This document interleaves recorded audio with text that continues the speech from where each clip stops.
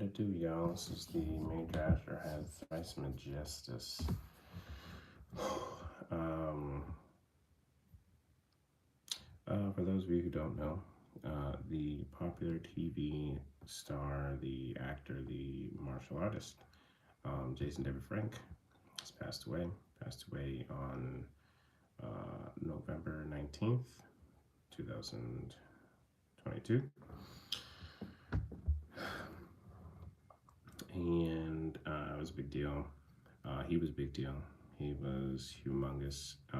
If you don't know, he was on the popular 90s show, the Mighty Morphin Power Rangers. He extended his stay into a lot of different spin-offs of the series, and to the point where he became the face of the series.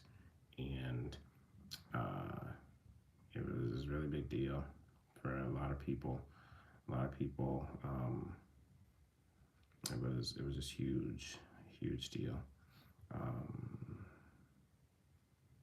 And for me personally, I'm in that weird bracket of like being born in 1989, and so some people don't consider 89 kids as 80s kids because it's the last year, but then we also grew up primarily in the 90s, so I'm like a pseudo 90s kid. I like to say both, and for any and everybody that grew up during that time, any and everybody that watched, the Power Rangers, knew Jason David Frank, knew him as Tommy Oliver, in the show Dr. Tommy Oliver. Later on, when he came back in Dino Thunder, I think that was in like 2004, and it's a big deal. You know what I'm saying? For me personally, it was big because at that time, I didn't know anything about like astrology or anything like that, or Scorpios, and our affinity for darkness, and also light. And Tommy Oliver's character, or Jason David Frank's character, Tommy Oliver, started off as a villain in the show. That was my first experience with like enjoying bad guys, and that's growing up in a somewhat religious household. And I was like, oh damn, I'm not supposed to like this guy, but I do. He's so damn cool. This man was easily the single most popular Power Ranger of all time. There's nobody who's gonna top him, ever. And so, I could be on here all day talking about all of his accolades, but what we're here for, my tribute to the late and great Jason David Frank, is I'm going to read his birth chart. Now, I don't have a time for him, but it seems that there was one post or one place that said that he was Scorpio rising, and that threw me off the rails because same. But I don't have the time, so I'm not going to, do that. I'm just going to read the planets, placements, some of his asteroids, and keep pushing because I don't want to discredit this great man. Okay, here we go. We're gonna go, what kind of order do I want to do this in? I'm gonna go through, I'm gonna start at the sun, and any and all placements that share like a sign with whatever the hell I'm touching, I'll do in that way. So like, sun in Virgo, then if Mercury's in Virgo, I'll do that too, blah, blah. Which, that's exactly what we've got. We have Jason David Frank, the God, with the sun at 12 degrees Virgo. Now, the sun is our central driving force, our central system, solar system. And what it does for all of us is pretty much our core beliefs and our core values. Wherever the sun goes, it shines, and so it shines hard upon things that it touches, the energies that it touches. In this case, the energy of Virgo. And with it being at 12 degrees, this is, degrees are kind of like mini versions of the signs, and they're like, I like to think of it as like having that sign's energy as like sprinkles on top. The 12 degrees is a Pisces degree. Funny enough, Pisces is the opposite of Virgo. So his sun had, a little bit of Pisces influence on it. And Pisces energy is spiritual energy.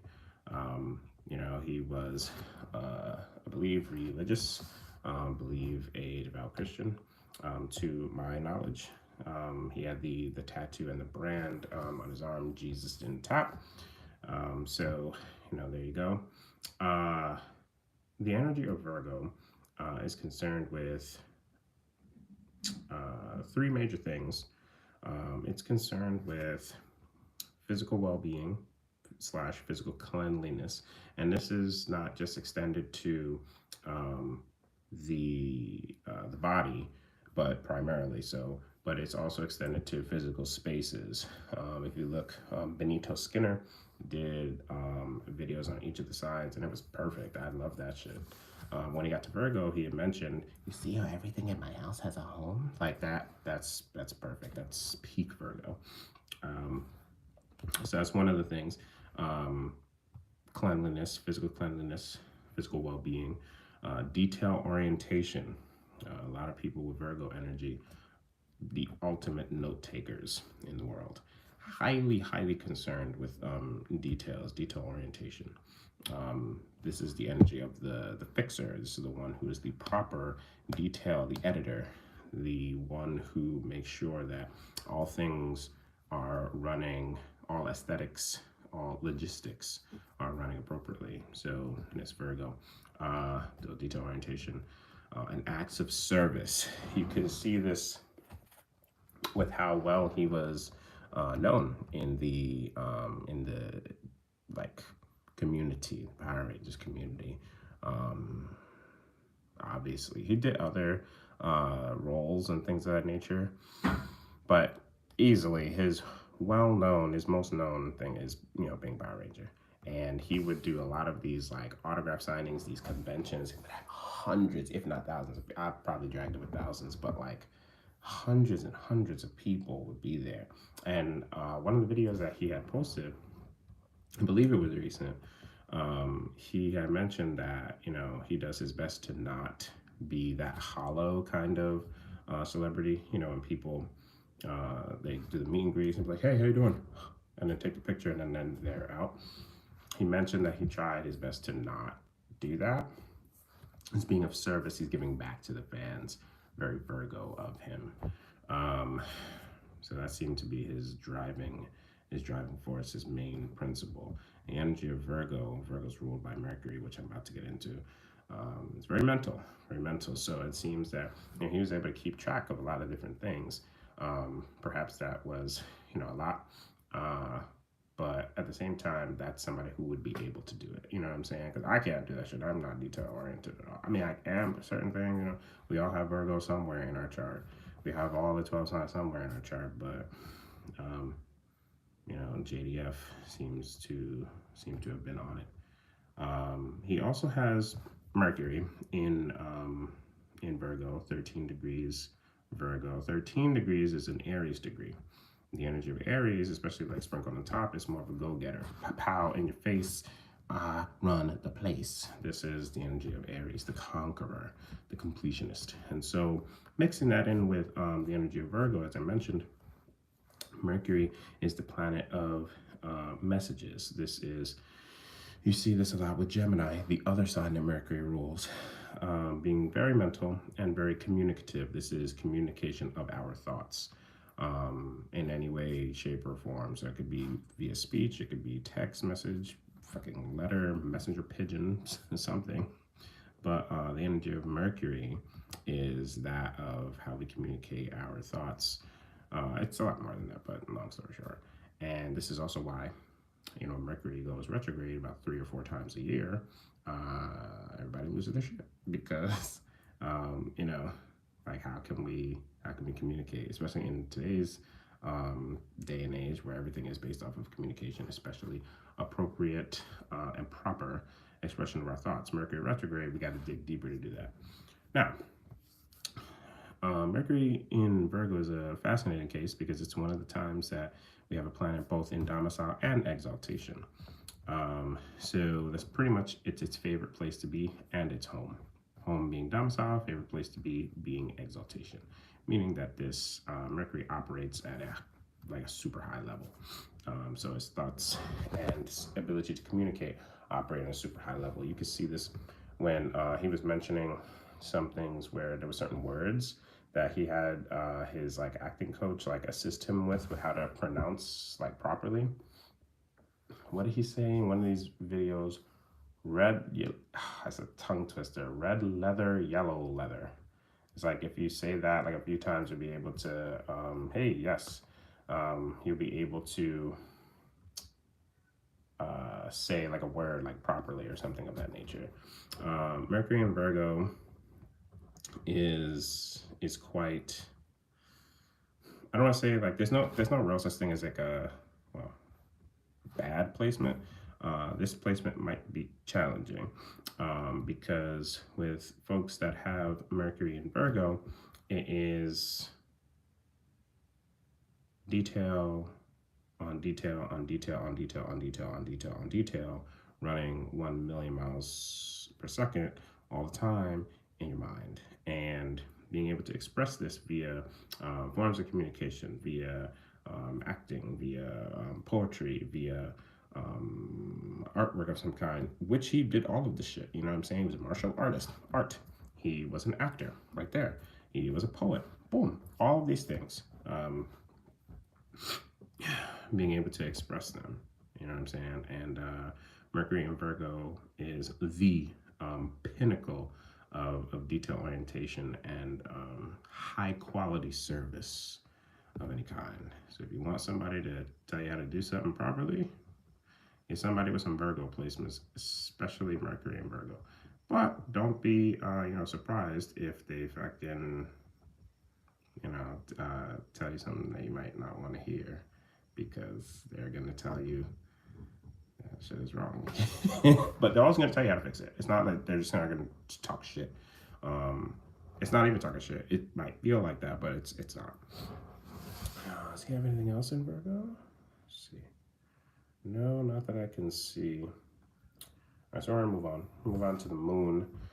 He's got the moon. So because we don't have the time, I'm not able to put an exact point for degrees for his moon. But the moon all day of his birthday, which was September 4th, 1973, the entire day, the moon was in Sagittarius. So we're just going to talk about that. Now, the moon is our, it governs our emotions. It governs how our emotions are, how we feel about them, how we activate them, how they are activated. It also governs how we caretake for people, places, and things that we give a shit about. It also shows how we ourselves want to be caretaken for. The energy of Sagittarius is that of the wise person, the explorer, the one who travels to different places and different spaces to gain wisdom and gain experience. That's their real currency, is gaining experience. The moon in Sagittarius suggests anything that Sag, touches, because Sag is ruled by Jupiter, makes it big. You know what I'm saying? Sag placements like to do things big. Similar to Leo, but not as bold and bright as Leo, but they like to do things big. And with him, the moon in Sagittarius, this is the vibe of somebody who caretakes in a large way, which you could see with how he cared like really hard and a lot for his fans. He's met his fans from when we were children to meeting his fans' children, and I want to say even some like grandchildren. You know what I'm saying? I mean, don't call me on that one, but going to all these different locations. He literally, one of the final videos that he posted was him telling his schedule of all the different places that he was going to be in. And he had like an itinerary and stuff, going back to Virgo, lists, making his list and checking it thrice.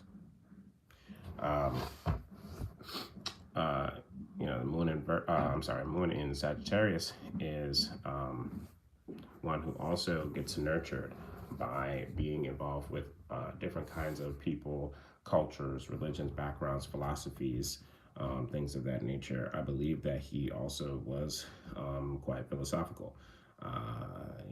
he was a martial artist, and his martial art, believe he also created his own idiosyncratic admixture, his own variant of karate.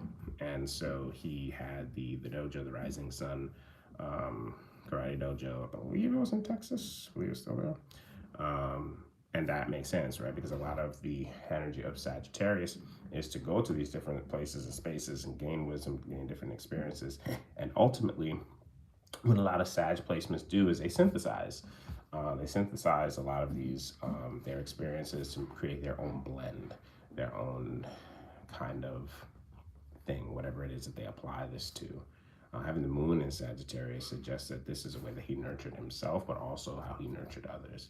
Able to tell other people, like, hey, it's going to be all right. I know that ultimately, maybe he needed somebody to tell him that. But I'm not here to do that. Instead, I'm here to be another part of what Sagittarius is, the optimist, because people enjoy being around people with Sagittarius placements because they're the life of the party. And there's a lot of testimonies from both the Power Rangers crew, Power Ranger alumni, and people that he met, newer Power Rangers. That's got to be something, right? Like the people who were like us, like the kids that watched him, who later became Power Rangers themselves, who later then got to meet him on set as Power Rangers existing at the same time. That's got to be the craziest ultimate feeling. And he was able to do that and perhaps to pass on some things to them. Moon and Sagittarius people, any Sagittarius placement are teachers. The energy of Sagittarius, again, the philosopher, but also of the teacher. It's reminiscent of the 9th house, which is higher learning. I call that house the house that teaches us the most life lessons, or it's the way that we'll learn the best. So it's linked there. Anything else in Sag? Yes, he has 2 asteroids, 2 of the closer asteroids. He has Ceres and Juno. Ceres at 9 degrees Sagittarius. And this is another thing linked to Ceres. To me, is kind of like a mini moon, because Ceres is the nurturer. This is the one that dealt with like crops and agriculture, the mother of Persephone, who was kidnapped by Hades, etc. But that because Persephone was kidnapped by Hades, she goes down and they end up striking a deal and some shit like that. Ceres governs agriculture, crops, nurturing, food. Did you want something to eat, my dear? Here you go. Like that's Ceres. And because Persephone existed in the underworld for half the year, that's why we have fall and winter. And when she comes back up to visit, that's why we have spring and summer. The more you know. Which is when the crops and all that stuff are bountiful and plentiful, and that's when the sun is out more, etc. Ceres symbol is like, it looks like a question mark, but it's like supposed to be like a sickle or a scythe for reaping the crops in. So that shows again how we nurture. More emphasis on nurture versus our emotions. Ceres and Sagittarius, 9 degrees Sagittarius, 9 degree is a Sagittarius degree, so that's Sag on Sag with this nurturing. So this is just very, very, very hard that he had that flair to be caring being Ceres, and also the moon, in a way, a jovial way. Jovial coming from the word Jove, which is another name for Jupiter, which is what Sagittarius is ruled by. Just a fun-loving person. The energy of Sagittarius is like fun-loving. Some people say Sagittarius because in relationships, that energy is not necessarily designed, in my opinion, for traditional relationships. It can be, of course. Anybody can do anything. But Sagittarius likes different, new, and all these other things, right? So it likes to nurture and be nurtured by different places and different spaces. So he's also got Juno, ironically speaking of relationships, Juno also at 9 degrees Sagittarius. Juno is an asteroid that specifically deals with relationships. It's what we want in relationships. And Having Juno in Sagittarius is similar to having Venus in Sagittarius. And once again, this may be a little tricky for standardized relationships or how we view them, because it's always going to be like a craving for something different, something new, something that you can figure out, decode, decipher, understand. Sagittarius. But this also suggests that partners that he may be attracted to slash want in relationships. You might be attracted to people who are adventurous. The energy of Sagittarius is adventurous itself as well. So plus it's again at a Sag degree, Sag on Sag. This is like somebody might wanted to have a partner that did mountain climbing or some shit like that for fucking fun. For fucking fun. I'm not mountain climbing for fucking fun. I will watch y'all mountain climb for fucking fun. That'll be my day. But nope. Yeah. Also, it may suggest that he may have been interested in, and not just significant other partnerships, but primarily, you know what I'm saying? He may have been interested in partnerships with people who were deep thinkers, philosophers, who pondered on different ways, cultures, religions, philosophies, backgrounds, and just ways of being uh, than whatever he perceived to be the norm. Anything else in Sagittarius? Yes, Neptune. I forgot. I don't know why I didn't see that. Neptune is planet Neptune at 4 degrees Sagittarius. And the generation that had, because Neptune, Uranus, Neptune, and Pluto are generational planets. So they take long as hell to like move to a different sign. The generation, I believe a lot of people in the 70s and the early, yeah, actually most of the 80s, 70s and 80s had Neptune in Sagittarius. Neptune is the planet that governs our spirituality, or whatever it is that we perceive as spirituality. However, this is where a lot of things come into play with illusions and delusions. There's a great deal of people that don't like planet Neptune because the illusion and delusion kind of vibe makes it hard to see certain things, whatever energy Neptune is touching. You see this with millennials that have Neptune in Capricorn. Capricorn deals with like money and jobs and stuff like that. And older generations look at us like we're fucking stupid because our spirit needs to be invested in whatever it is that we're doing for income. Capricorn energy, work, money. With Neptune in Sagittarius, this is more, you find this more geared towards those who their spirituality is tied to probably whatever the hell they were brought up with, right, in their home. Whatever, like a religion. Sagittarius also deals with religion, because it's the crystallization of perceived spirituality, religion. You see a lot of people who were like, I don't want to say hampered, but I'm going to say it hampered spiritually. Like their families probably like, this way, insert religion here, is the only way, and da da da, you don't stray from this way, or else you're going to burn in some place that may be burning eternally. I'm not going to say on camera. But the energy of Neptune and Sagittarius is that who finds their own spirituality. As I mentioned before, Sagittarius deals with going out and about, different places, different spaces to gain different kinds of experiences to form wisdom. They do this by sharing these, multiple experiences, and then eventually, a lot of people with Sag placements end up creating their own kind of synthesis of whatever the fuck we're talking about. In this case, Neptune, their own kind of spirituality. You know what I'm saying? I'm sure that JDF had, from what I've seen via his tattoos and what he's like mentioned and stuff, he was, he's spiritual, definitely spiritual. I believe you can't really be a martial artist without being spiritual. I think when you become a martial artist, you become spiritual in a way, even if you don't realize it.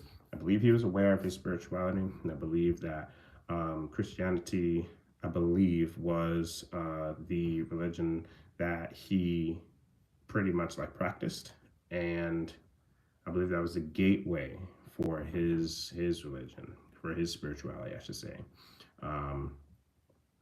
Neptune and Sag might have somebody being foggy on what their perceived form of spirituality is until they get in touch with themselves. That's where the illusions and delusions come in. So again, taking the example back to millennials with Neptune and Capricorn, a lot of us were told, get a job, 9 to 5, go to college, and get a job, 9 to 5, whatever, pay the bills, etc., blah, blah. But that magic piece of paper didn't really do shit for a lot of us. So with that, right, like a lot of things were difficult for us. We couldn't see. Hold on, one second.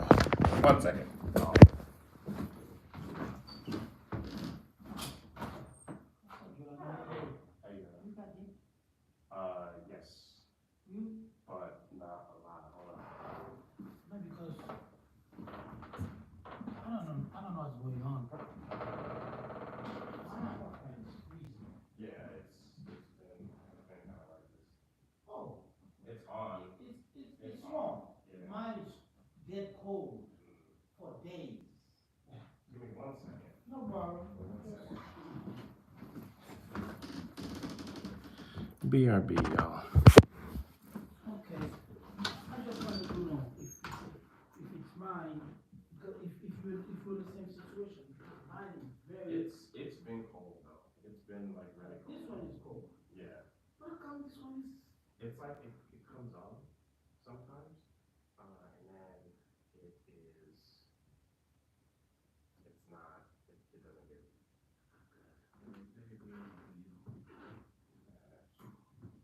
It's like that. Yeah, let me bring it up a little. But mine is never on. Mine is never on. Yeah, it's legitimately like I'm not trying to. I know that it's dead now. In here either. It's really cold like all the time. Let me check it out because Maggie and I will have to hold it. Yeah. That's what we've been doing also. Let me bring it up a little. Okay. Thank you. Yeah, no problem.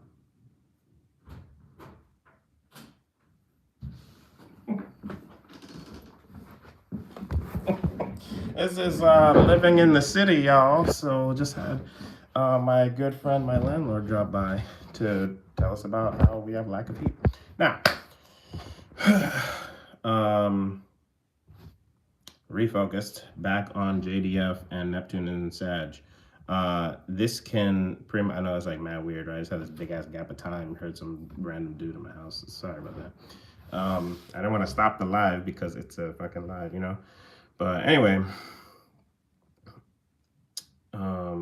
Neptune causes delusions and illusions and delusions. And so wherever it is, we tend to be bugged out until we take matters into our own hands, get in touch with our own spirituality. That's why you see a lot of people with Neptune and Sagittarius now, should be again, 70s and early mid 80s, people with their own variants of spirituality. Some of them are within organized religion, but they've got their own admixtures of it. And some of them have rejected religion completely and just formed their own branch of spirituality. With JDF, he has it at 4 degrees Sagittarius, Neptune at 4 degrees Sagittarius. 4 degrees is a Cancer degree. And so a Cancer degree is more focused on the energy. Well, you'll see me go to it a little bit later on, but I think of more family-oriented energy, wanting to protect and defend people, places, and things it gives shit about. So this can be one who's like really spiritually inclined to find different ways, shapes, forms, backgrounds, cultures to defend and protect people, places, and things that he gave a shit about. Anything else in Sagittarius before we move on? The Moon, Neptune, Ceres, Juno. Okay, we're good. Did Mercury on to Venus. He's got a few things in Libra, including Venus. Venus is in domicile or home rulership in Libra. It also rules Taurus. Venus, Aphrodite, the planet of love and affection, the planet of magnetization, money, things that we want and desire. So we're drawn to. Uh, if you ever found that there's like a certain sign, somebody with a certain sun and or rising sign, uh, or even a stellium, meaning they have a lot of this energy in them, they're just attracted to whether you want to be or not. It's probably because of Venus, because Venus is just wherever your Venus is, you're gonna be 9 times out of 10 attracted to this kind of energy. He's got Venus in Libra, 19 degrees Libra. 19 is, I believe, a Libra degree. Yes. So Libra on Libra. Venus governs any and everything that's high quality. Any and everything that's high quality, Venus deals with, because she's not trying to deal with any whamby pamby stuff. No bootlegged shit. Venus wants that high quality, rich shit. You know what I mean? She's bougie, but she's also abundant. Um, 19 degrees again is a Libra degree, and the energy of Libra. This is a very, very, very powerful Venus. I wish I had the rest of his information that could tell if he was a day or night chart, but Venus is one of the two benefic planets, the other being Jupiter. Benefics, kind of the way that I explain it, can give you shit for free or not expensive at the fuck all, depending on if you're a day or night chart, but I can't tell without the time. JDF may have been. I didn't do any research into his partners or anything like that. Forgive me, JDF, but this may suggest that he may have been attracted to people who have a lot of Libra energy. He may also be attracted to slash have a magnetization for things that share the same qualities as the energy of Libra. Libra is concerned with relationship, partnership. Obviously, for those of you who know what the symbol looks like, it's fucking scale. So balance, harmony, and order, but not really like order like how. Well, he was also Virgo, so Virgo Sun and Mercury, so maybe that. But when we're talking about Venus in Libra, this is more concerned with being attracted to keeping things running smoothly and copacetic. You know what I'm saying? Making sure that shit is like a peacekeeper. And you can see that. That was also very evident with him. Very evident. Even when he had times, and I don't know the whole story. I don't think any of us ever really will. But a hard thing to swallow was figuring out that he had, in my opinion, kind of like a frenemy relationship with Austin St. John, who played, frankly, his name was Jason in the show, the original Red Ranger. They weren't like the best of friends, but I believe that there was a level of respect there, a strong level of respect. And, I don't think that Ed ever went anything really past that, because having Venus and Libra, this is somebody who might not really be about the whole confrontational kind of aspect of things, despite the fact that he is a very, very, very accomplished martial artist. I believe that Austin St. John also was too. Anyway, that's pretty much that. Venus in Libra is one who loves love, one who loves hard. And love hard, not like how all these other Joe Schmoes say, like, if you love hard, don't get into a relationship because people gonna not understand you. And shut the hell up. That's stupid. That's right, I said it, fight me. You won't. This love hard means that they love deep and that they give. They're very giving. And perhaps that's what some of those people mean when they say, oh, you love hard, whatever. But this is one who loves harmony, who loves things being balanced, things being fair, as much as humanly possible, and one who is attracted to strong aesthetic of things. I've never seen JDF looking bummy or not fly. Have you seen this man's like suits? He was fresh to death. Fresh, fricka fresh. Because the energy of Libra is highly concerned with aesthetic as well, only rivaled by the energy of Leo. I don't know if he has a Leo plate, I'll keep looking. But, so there's that. Anything else in Libra? Yes, he has a Libra stellium. He also has Uranus and Pluto and Eros, I'm sorry. Let's go to Uranus. Uranus is another generational planet. This is Uranus governs our feelings of uniqueness, how unique we are, and how we express said uniqueness. Most of the planets, if you got a birth chart from me, you'll know most of the planets rotate like this. Uranus rotates like this. Says fuck that, I'm doing my own thing. Uranus is the modern day ruler of Aquarius. The energy of Aquarius, the water bearer that gives water to people, even though they were told not to take it, breaking the rules to benefit humanity. Wherever Uranus is, it causes instability. It is the loss of order, chaos. But chaos can be said by a lot of people to be the natural order of things. It switches things up. When shit is too stale, it's like, nah, man, fuck this. We're doing something different. You know what I'm saying? Very similar to Pluto, which we'll get to in that aspect.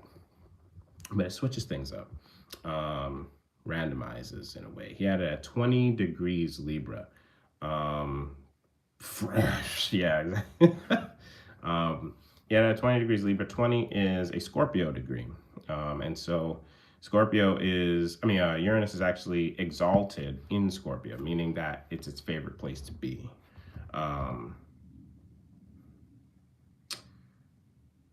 As I said, Uranus like switches the game up. And with it being in a Scorpio degree, kind of like an exaltation degree in a way, this is like, it might cause destruction in the way, because Scorpio does that. Cause destruction to leave fertile soil for new growth and rebirth. His variant of harmonizing things may have been like, all right, this shit ain't gonna work. We have to get rid of it, whatever the fuck it is. He may also himself have experienced times within himself where, in order to keep things harmonious, things may have gotten like randomized for him. Wherever Uranus is in your chart, it's going to, it's pretty much like the random planet. Like, I'm not doing it justice by saying it like that, but it's the random planet. It's a dice roll, pretty much, a randomizer. That's how I view it. And it's not limited to that, but that's ultimately what it does, because it takes whatever energy it touches, including whatever house it is. So again, you see this, I'm gonna use millennials again as an example. A lot of us have Uranus also in Capricorn. Capricorn, again, related to jobs and careers and money, how we acquire these things, right? And so a lot of us had a lot of job instability and did not feel that we could express ourselves uniquely at our places of work, our places of employment, how we generate and create income. So a lot of us ended up making our own businesses and things of that nature so that we could do just that. This is the same energy of Uranus. Being able to express oneself uniquely in a manner, Uranus in Libra, in a manner that promotes peace and harmony and fosters relationship. You can see this where, especially with it being at a Scorpio degree, where, he met his fans and all that, and he formed, even if it was mad momentary, he seemed to have formed really deep bonds with them. Bond being another thing that Libra rules. So having the chaotic yet strangely stabilizing energy of Uranus in Libra suggests having kind of random and unique friendships. That's pretty much how that goes. He's also got Pluto as part of the Pluto in Libra generation. Here's the thing. I've said this before, and I recognize that this is a sensitive topic, so I hope nobody gets upset about this. But wherever Pluto is the modern day ruler of Scorpio. The energy of Pluto and Scorpio is to, as I mentioned before, destroy. It is to obliterate, completely desecrate. And the obliteration and desecration of whatever Pluto touches is, again, to think of a wildfire wiping the fuck out of a forest. But that forest completely destroyed, but the soil is rich, it's enriched, It's very alchemical to break things down to build them up. The energy of Libra, as I discussed, is peace, harmony, and relationship. A lot of people, in my experience, that have Pluto in Libra either have one of the following. They either have a very unique kind of relationship where maybe they're not married, maybe they're and they have like kids or something, maybe they are married but they don't live together or some shit like that, or they're divorced. And JDF had been divorced previously. I believe he was also going through one starting in August of this year. So that's something. However, that's not the end all be all. This suggests that, it also suggests, I should say, that the people with Pluto in Libra, the generation of what was known as the serial killer, foster relationships because they don't need the traditional things that everybody says you need to have a relationship. Pluto destroys the obsolete, the things that are no longer needed. If the shit is old and tired, like a way of doing, like, okay, an example would be switching from paper to going green and using like email and text and stuff to deliver messages. This is a way. Now, using paper is not gone, but like the way of doing things primarily in places of employment is now via email. There's not always a large like catalog of like physical catalog of like, excuse me, lists and documentation. A lot of the things have been digitized. That is an example. Another example, more specific to Pluto in Libra, is dealing with like, yo, I don't need a partner to know my worth. This has been the main staple for a long time, where it's still kind of around. But a lot of people with Pluto and Libra like revolutionized that. They revolutionized what it is to be in partnership and relationship. Whereas Pluto and Scorpio revolutionized what it means to have sex and other deep topics such as mental health awareness and sexual health awareness, things of that nature. He had a 3 degrees Libra, 3 being a Gemini degree. And so sprinkle some Gemini energy on top, speaking, communicating, getting out thoughts. Perhaps this is another indicator of like his poetic side, where he had all these different kind of poetry, poems, and things of that nature. He also has the asteroid Eros at 19 degrees Libra, 19 again being a Libra degree. Now, Eros is, some people say, I'm about to get to Mars, but some people say that Eros is primarily focused on like our sexual like desires and things of that nature. This is like it, man. Like Mars also deals with sex. I'll get to that in a minute. But like Eros is like what we are like attracted to. Rumble in the jungle, no pants dance, all that, and a bag of chips. Nah, man. And so having it in Libra at a Libra degree suggests that whatever he was into sexually, he wanted, like, you may have wanted reciprocation, really making sure that it was like fair and balanced. You know what I'm saying? Like, I'm not doing this.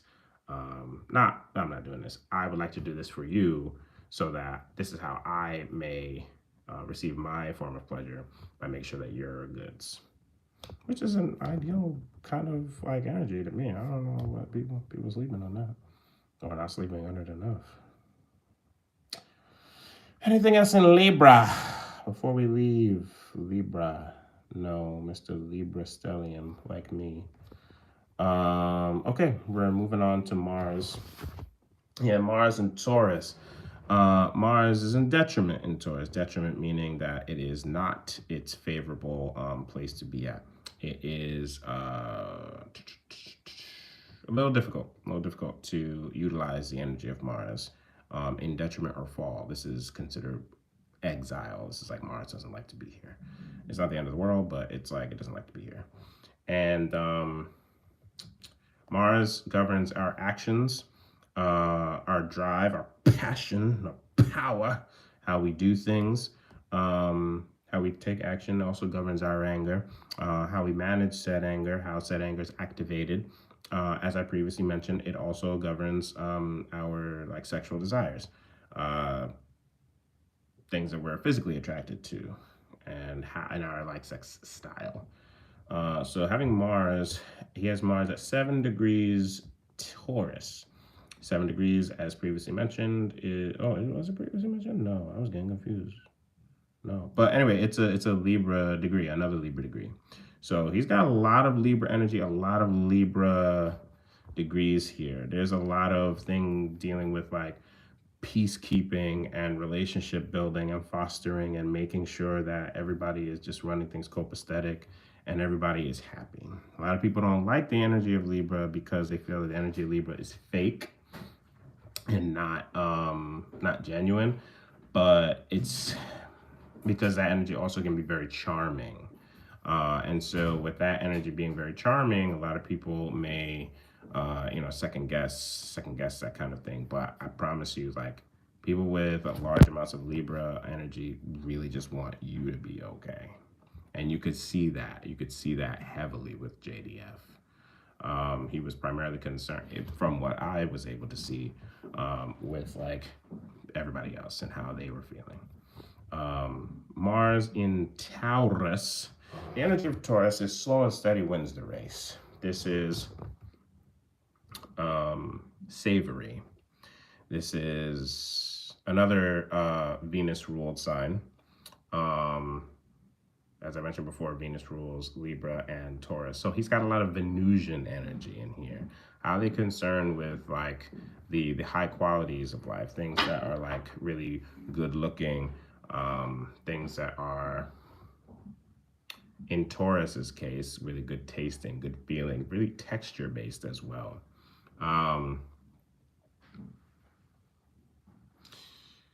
If you see somebody that is, so I'm actually very interested by this Mars and Taurus because, from my understanding, JDF was not lazy in any way, shape, or form. Taurus energy and Libra energy can be somewhat perceived as lazy. Here's why. Because again, primarily concerned with savory things. Those are the hedonist signs. Really indulging in the yum yum factors of life, especially Taurus. Taurus takes its time with things. And Earth sign, the other two are Virgo and Capricorn. But this one, Taurus is the one that will complete things, but they'll do it once, whatever it is, but they'll go through all of it and make sure that it's done like top notch. Again, emphasis on the Venusian energy, high quality.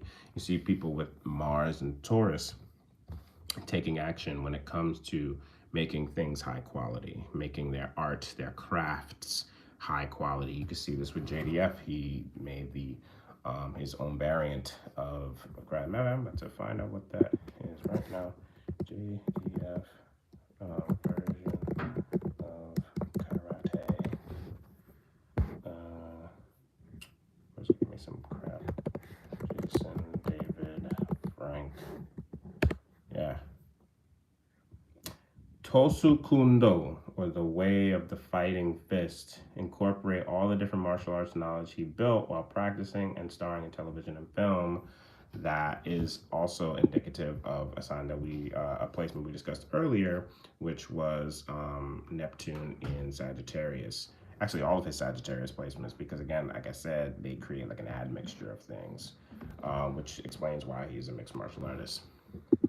His Taurus Mars may suggest that it's either one of two things. He either did things really slowly, or he just simply took his time with things and may have appeared to be moving slowly in the minds of others. Mars likes fast, speed, power. Likes slow, steady action to get shit done, not just correctly, but again, seems that he liked working together with other people as well, which again, you could see he was a people person, man. There's that. Anything else in Taurus before we move on? No, I don't see any other Taurus placements. Okay, so moving on to Jupiter, big Jupiter. He's got Jupiter in Aquarius retrograde. He's got Jupiter at 3 degrees Aquarius retrograde. Here's the phenomenon of retrograde. Here's us, planet Earth. Here's some planet traversing a sign. Oh, come back. Come back. Come back. Yes. Okay, we're back. I don't know why. Sorry, I'm having like technical issues. Anyway, what I was saying about retrograde, when something's retrograde, it's just harder to access that energy, long story short. Whenever planet or placement is retrograde, it's harder to access that energy. So Jupiter deals with luck and abundance. It's how we get cool shit. Whatever it touches, it expands upon. So sometimes Jupiter is touch, it expands upon. Too much of something is not always great. Actually, it's never great. So it's up to us to be discerning with the power of Jupiter. And with he has a 3 degrees Aquarius, 3 being a Gemini degree, communicative. He has a few Gemini degrees. So this explains, being able to express and communicate things. With Jupiter in Aquarius, it suggests having a large abundance of unique energy. Aquarius is the unique one, the one who goes super duper hard for humanity. You can see he was like I'm going to say he was a humanitarian. That's right, I said it. On record, Thrice Majestus says that Jason David Frank was a humanitarian. And I believe that not only can it be attributed to his big ass Libra stellium, but also his Jupiter in Jupiter in Aquarius. Aquarius is known for its legendary detachedness. A lot of people view the energy of Aquarius as like not really giving a fuck, but what it is that their mind is already in the year 3000. They're already, any and everything related to technology falls under the purview of Aquarius. Everything that we use came from somebody's fucking mind who was not thinking of their time. They were thinking of our time. And here we are. Really unique, real different. You know what I'm saying? He had all his tattoos. And not saying that just because you have tattoos, you have Aquarius energy, like a lot of it. But you know what I'm saying? Like he didn't give a fuck. He was like a lot of people who like old school people who religious and things of that nature say that tattoos are demonic and blah blah blah blah blah. My man JDF had hella tattoos, and some of them weren't like friendly looking. You know what I'm saying? Like, I mean, they all look cool as fuck to me, but some people. I believe that he talked one time or a few times about hiding his tattoos because of like the images that they portrayed and things of that nature, but he still fucking did it. You know what I'm saying? So that's like the energy of Aquarius is being your own unique self and doing what you want to do regardless. It's breaking the rules for the betterment of your fellow person and also the betterment of yourself. With it being retrograde, it suggests that, leaning into that energy was probably how he was able to gain luck and abundance, because that's how you activate the Jupiter energy, leaning into whatever sign or house it's touching, and that gives you luck and abundance. And so it may have been slightly more difficult for him to lean into that energy. Perhaps he felt that he shouldn't do it or shouldn't get the tattoos, shouldn't be weird, quote unquote weird, but I mean in the best possible way and unique and different.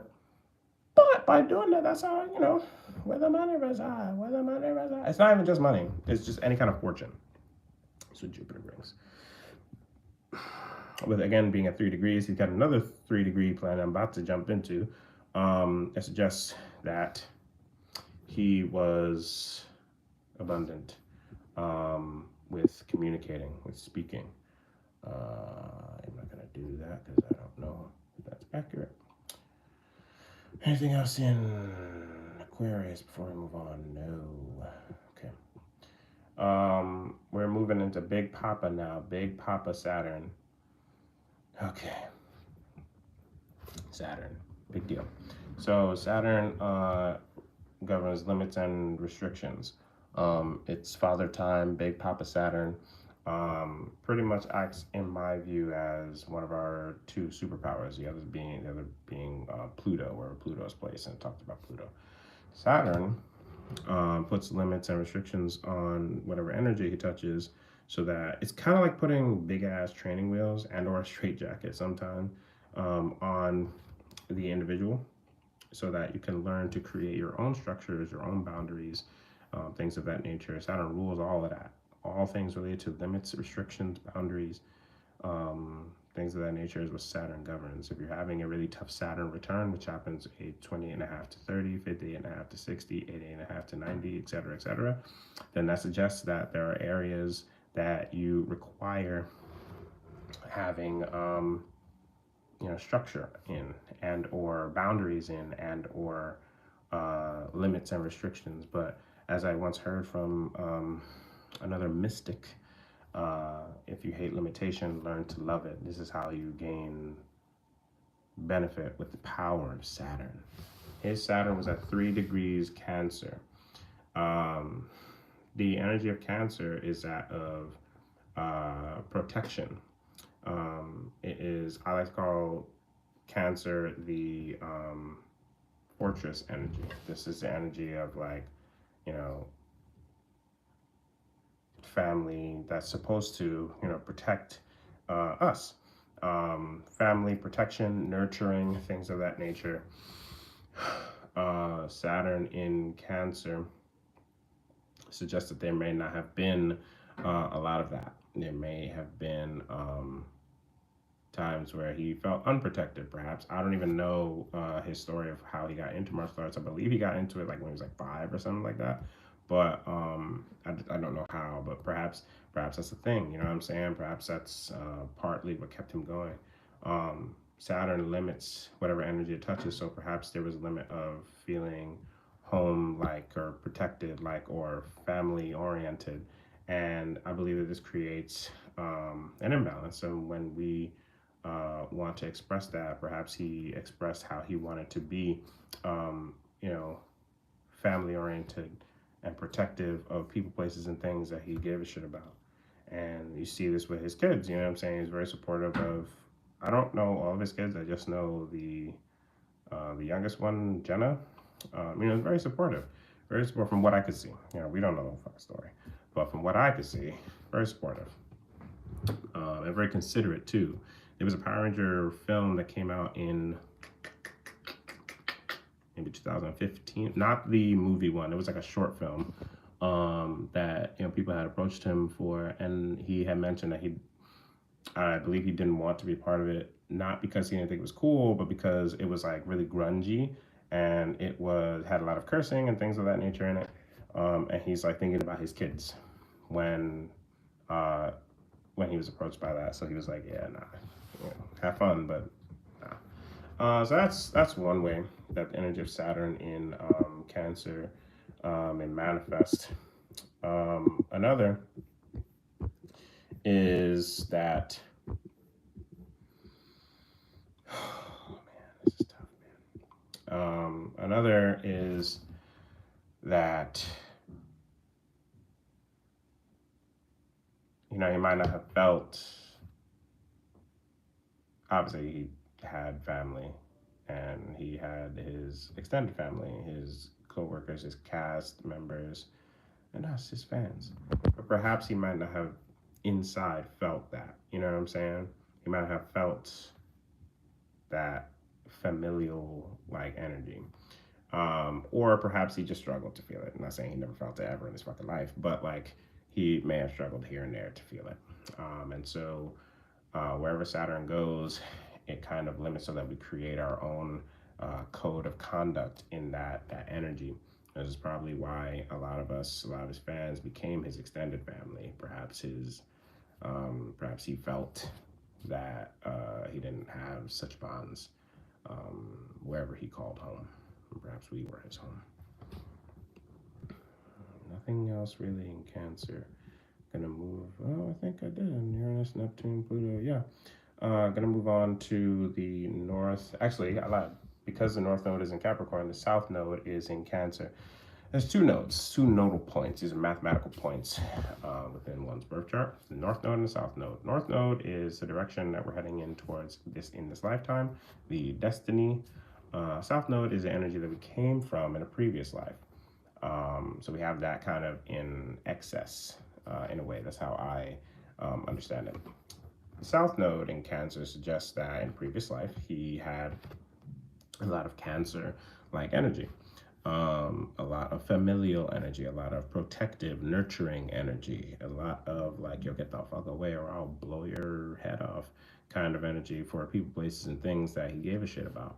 Um, and I believe that's four, since this is four, the other one was also his 4 degrees Cancer, so that's Cancer degree, Cancer on Cancer. He's got a lot of these. He's got a lot of the energies at their own degrees, which is like, that means that those energies are more potent. That's like having a chocolate cupcake with chocolate sprinkles on top. You know what I'm saying? Um, so that's the energy that he came from in his previous life, nurturing. And you can, again, it's very evident. You could see this in a lot of the ways that he just carried himself. Very caring, very nurturing. I feel like in a way he's like Dwayne the Rock Johnson with being. I don't know if he actually took the Harry Potter test or anything like that, the Pottermore thing, but I feel like he'd be a Hufflepuff, because you know that caring and that loyalty to his friends and fam. You know what I'm saying? Like I feel like that was really, really present and potent with him. And some people say that like Hufflepuffs are like whack, they're like pushovers or whatever. I was like, yo, Harry Potter was not supposed to be in the Triwizard Tournament. Cedric Diggory was the actual Triwizard champion for Hogwarts, and he technically won the whole thing. Uh, and he was a fucking Hufflepuff. You know what I'm saying? So don't be selling Hufflepuff short. Now, um, going to the opposite of that is we have the North Node. The opposite of Cancer is Capricorn. The energy of Capricorn, as I've been alluding to, is that of investment. Investing time, energy, space, and power to get a payoff later on, a return on the investment. This is why Capricorn deals with things related to jobs, incomes, and careers. He's got the North Node at 4 degrees Capricorn. So again, family-oriented energy at 4 degrees Cancer degree. This suggests in this lifetime, he was heading towards career building and things of that nature, which he fucking most definitely did. He made a whole career, a whole ass career. Excuse me, on all these things. He made these movies, Legend of the White Dragon. I don't know when that's coming out, but I'm sure it's gonna come out at some point. I believe they were done filming anyway. I think they were just like promoting it at this point. So I'm definitely gonna go see that whenever the hell it comes out, however it comes out. The nodes, because they're automatically retrograde, because they go in the opposite way that the planets like rotate, they are a bit malefic in nature. Malefic meaning, remember before I mentioned benefics like Venus and Jupiter, where they give you shit for free. Malefics like Mars, Saturn, some say Pluto, and anything that's like difficult to deal with is basically considered malefic. The nodes are malefic in nature because you have to go inside to pull them out, deeper inside, and to deal with them. So he might have had too much Cancer energy going on. Ironically, having too much and too little with Saturn being there, it might have caused a real strong juxtaposition of like what's going on inside of him. Should I be this caring? Should I be uncaring? Should I be a little bit less caring? Should I be more caring? You know what I'm saying? That's kind of how that energy works. With the North Node, there might have been a lot of opportunities and or challenges for him to develop his career and invest and put in effort to gain income. With him having Mars in Taurus, that's not a really active Mars. I don't know what house, again, I don't have the time, so I don't know. It was theorized that he's Scorpio rising, gang, but I'm not going on record to say that officially, because I don't know. If that's true, though, having a North Node in Capricorn suggests in having it in the 3rd house, which is the mind and communication. So there's a lot of mental energy there as well. He also had Lilith in Capricorn. Lilith is another mathematical point. There are a few Liliths, but this one we're talking about the mathematical point and not the asteroid. He had at 2 degrees Capricorn, 2 being a Taurus degree. Slow and steady wins the race, but high quality in whatever it touches. Capricorn being all about investment. Lilith gives a love and disdain for whatever she touches. So it's like loving the fact that you make a lot of money, but like hating that you feel you have to make a lot of money. Another example for Lilith and Capricorn would be, loving all of the benefits that come from investing and doing the hard work, but hating the fact that you have to invest and or hating that it is kind of a long-term kind of thing. Capricorn plays the long game. Capricorn, Saturn rules Capricorn. It's all about time and putting in the work to get a return on the investment over time.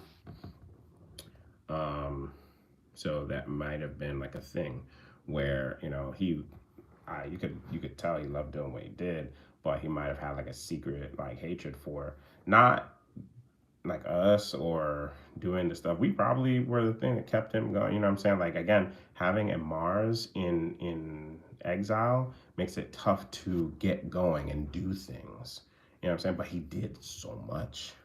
So it's probably being like, this is major CEO energy, but like not really being too thrilled at the fact that you have this gusto and this moxie to do a lot. Maybe he just wanted to chill. Maybe he just wanted to chill. We've also, I think the last placement, nope, I lied. This is not the last placement. We have another asteroid, Chiron, which is very interesting where his Chiron is. Chiron is an asteroid that pretty much leaves a childhood wound on us. But the childhood wound leaves us figuring it out pretty much for the rest of our lives, and we become experts in it. Where Saturn grants us mastery, Chiron grants us expertise. His Chiron is in Aries. And that's interesting because the energy of Aries is the go-getter, the completionist, the conqueror. Very physical, very speedy, very powerful. And it was retrograde. And it's at 20 degrees being a Scorpio degree. So it's interesting to me because Chiron in Aries to me would be, again, somebody that's like not lazy, but not super quick to do things. You know what I'm saying? But at the same time, it's been said that Chiron isn't really meant to, it definitely puts like a damper on things. Definitely, most definitely. But it's actually where you're secretly mad good at something. So a lot of people from the 90s they were born in the 90s and super late 80s, have Chiron in Cancer. You see a lot of people with Chiron in Cancer being like therapists, social workers, healers of some kind, and people that work with people to help them discover things so that they understand themselves better, right? But so that's like an emphasis on some part of you not being accessible when you were younger, but you're secretly really good at this thing.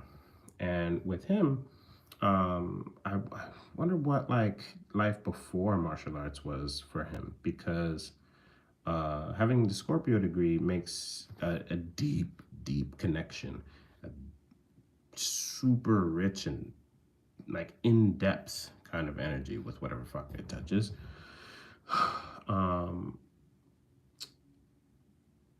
I'm really curious to like have an idea of what life before martial arts was like, because like Aries is a very martial, it's ruled by Mars, energy. And so to have Chiron there at a Scorpio degree suggests that he really doubled, tripled down on, technically it does explain it, on his martial art, on his craft of refining, martial arts and doing the things that he did. That's crazy. And it was retrograde. God damn. So this is a great example of somebody who really took the energy of Chiron. They may have been, I don't know, I'm just pulling straws. There may have been something that, he wasn't able to physically express himself. Because again, Aries is a very physical energy. People with the power of Aries, technically we all have it, but like when they have placements in Aries, they just go ham. They don't, I'm not saying that Aries does not think, don't get me wrong. However, Aries acts a lot more than Aries thinks, or rather, they don't use a lot of time thinking. They'll process something and be like, okay, my objective is to get that ball in that hoop. That done. Completionists. Whereas somebody with like Virgo energy, which he had, might try to, okay, bet what's the best way, what's the best angle to get this ball in the Virgo hoop. I stand right here, make sure that my shot is angular and perpendicular to the fucking hoop. You know what I'm saying? Spend a lot of time planning, getting things in order to make the perfect shot. Aries just take a shot. If they miss, they can keep on.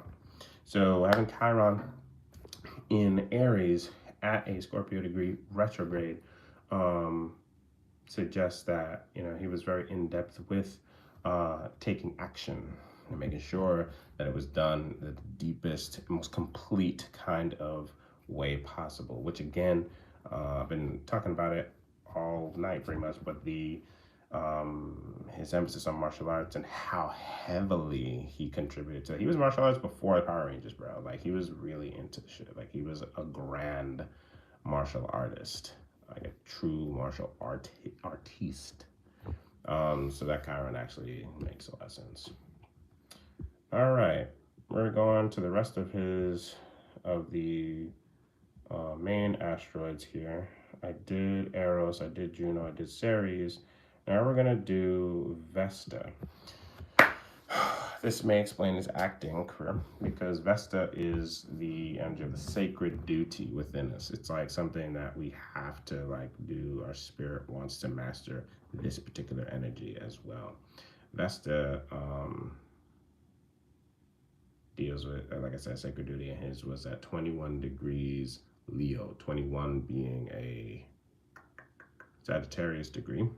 So again, an emphasis on Sagittarius energy, different places, different spaces, learning from different cultures, backgrounds, religions, philosophies. Leo, the king, queen, sovereign energy, bow down before the peasant.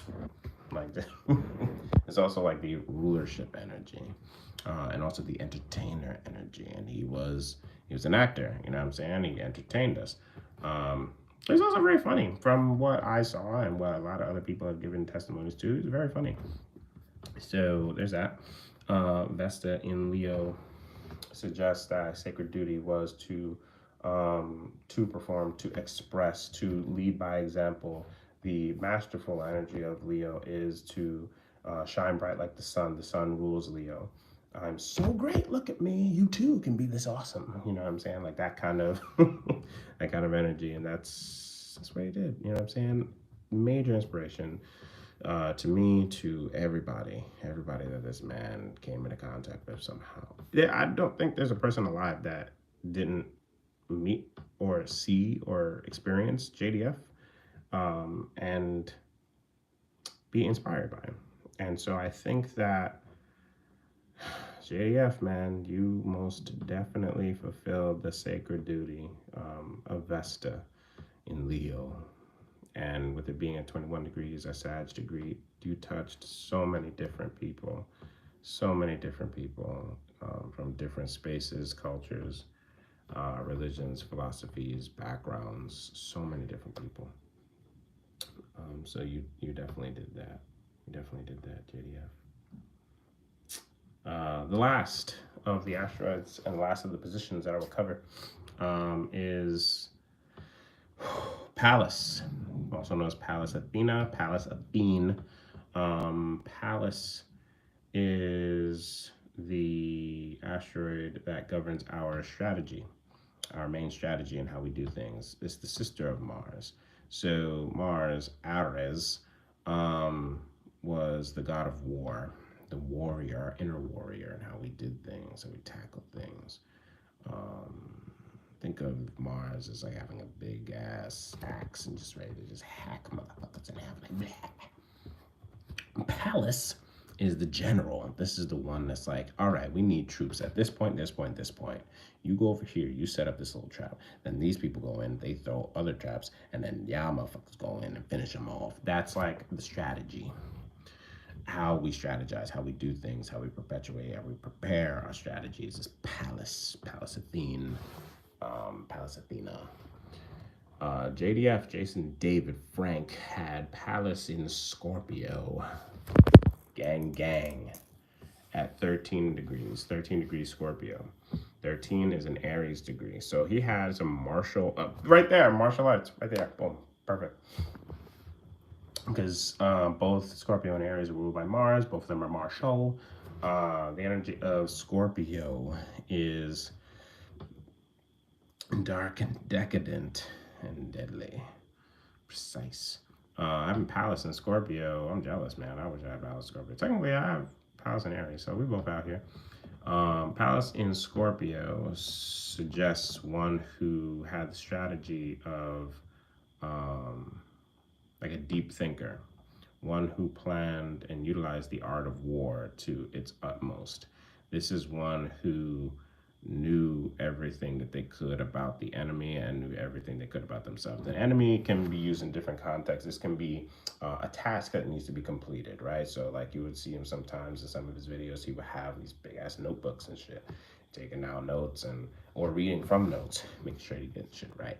He had the acting coaches to help him pronounce words correctly. I remember that he had Mercury in Virgo at 13 degrees. This is another Aries degree. So, you know, having Mercury in Virgo deals with your thoughts, but also your communication. So, you know, his mind might have been all over the place and he might not have been able to, actually he's on record saying that there's certain words that he struggled to say and that he got, but he got the acting coach to help him with these words. And make sure that he was doing it the best way that he could. It's been said that Scorpio and Virgo at one point were the same sign and split by Libra. Both of them, if you look at them, they have similar glyphs. Both are M's, just with different endings. And so you can see that Virgo and Scorpio have taken certain traits from each other. You know what I'm saying? And some of the signs preceding each other have a little bit of traits of the previous one, but like those two don't precede each other. They're sextile. They're 60 degrees apart. Libra is in between, but they share, you know, some similar qualities. So you can see the depth of his planning, the depth of his strategies, and the depth of his focus, laser focus, which is the power of Scorpio. At the time of recording, this is the last day of Scorpio for the year 2022. I believe that the sun is at 29 degrees Scorpio, something like that. But Scorpio season is pretty much over. One with Pallas in Scorpio is one who has a strategy of making sure that things are done to their utmost completion and getting really in depth with whatever it is that they're touching. Also, power of Scorpio transmutes, I should say, taking the base lead into gold kind of approach. And so his strategy could have also been to take something that he's involved in and bring it to its highest form, the highest form that he can perceive for that thing to be. And you can see that with his martial art, his admixture of karate, how he elevated the fucking Power Rangers franchise. What? He was supposed to be written off the show, you know what I'm saying? Because they adapted it from Super Sentai. That character was not supposed to be there after a certain time. And this man is now the pinnacle of Power Rangers. You know what I'm saying? He wasn't supposed to be there past like a few episodes, and now he's the best. He's the best. Overall, JDF has a lot of he had mostly earth energy, so really detail oriented, really solid and foundational. He also had a lot of air energy, a lot of mental and communicative energy. That's what air energy represents. Some water here and there, so some emotional energy, and also some spiritual and ethereal energy. And he had a little bit more fire energy than that. and the areas that he had fire energy were the areas that he really dedicated his his time and energy and his effort and craft. He has a lot of Aries degrees. He has a lot of Libra degrees, which those two energies themselves are opposite. So a lot of completionist and action-oriented energy and a lot of peacekeeping energy. He has a lot of Libra placements. He has a Libra stellium, Venus, Uranus, Pluto. Those are planets. He has Eros as an asteroid, also in Libra. That's 4 Libra placements. He has many things at Libra degrees. He has Mars at a Libra degree. He has Venus at a Libra degree, which is also in Libra. He has Eros in Libra at a Libra degree. You know what I'm saying? So, this is the energy of one who, like the super duper powerful and deadly warrior who is turned gardener. You know what I'm saying? Or turned into like a warrior poet, because they know they've reached the pinnacle where they could just dead somebody like that. But they're focused more primarily on peacekeeping and peace giving and philosophizing and all these other things. Man,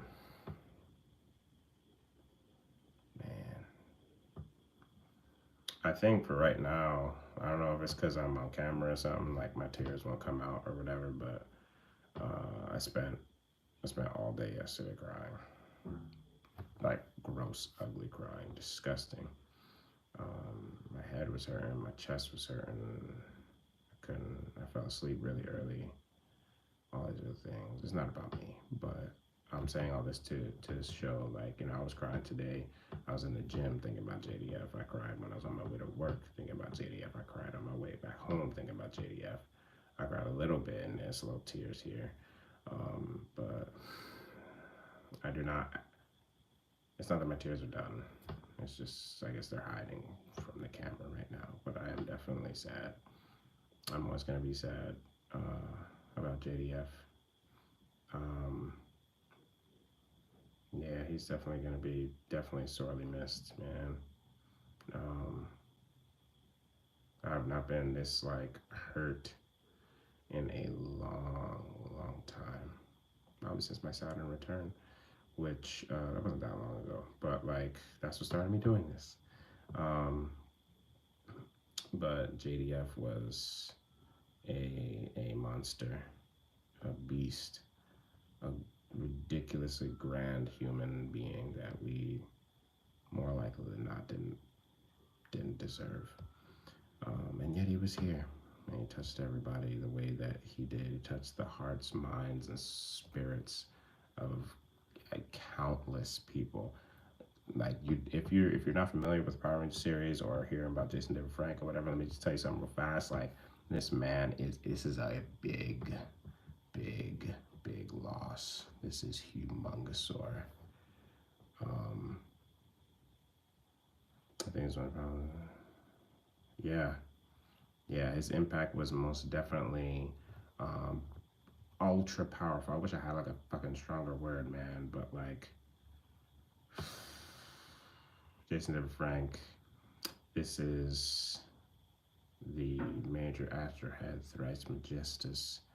I hope and pray that I did your spirit justice with this birth chart reading. You are the pinnacle of what I call a hero, and I know that millions are gonna miss you. They're missing you now. I know your cast members, the other Power Rangers, are missing you.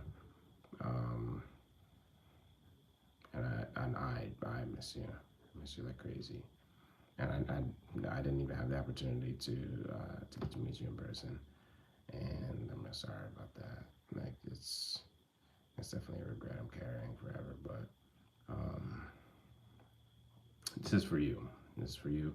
And it's for all the fans of the late and oh so great Jason David Frank.